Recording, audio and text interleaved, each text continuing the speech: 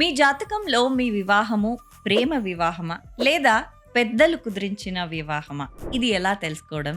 రండి, దాని గురించి పండిత్ దినేష్ గురూజీ గారు ఏమంటారో తెలుసుకుందాం. గురూజీ స్వాగతం. నమస్కారం సుమన్ టీవీ వీక్షకులకు. ప్రేమ వివాహమా బాధ వివాహమా తెలియదు. చాలా పేరెంట్స్కి మా పిల్లోడు లేకుంటే అమ్మాయి ప్రేమ వివాహం అయితే వాళ్ళ జీవితం బాగుంటుందా అన్న ఒక క్వశ్చన్ మార్క్ ఉంటుంది. జాతకములో రాసి ఉంటుంది ప్రేమ వివాహమా లేకుంటే అరేంజ్ మ్యారేజా అని.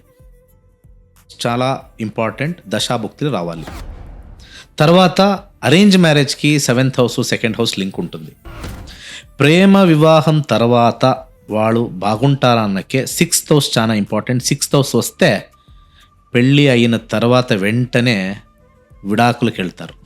జాతకం ఫస్టే మనము నేర్చుకుంటే, మన జాతకం మనమే నేర్చుకుంటే ఈ వివాహము ఫలిస్తుందా లేకుంటే లేదా అని ఈజీగా తెలుసుకొనొచ్చు కేవలం 15 డేస్లో.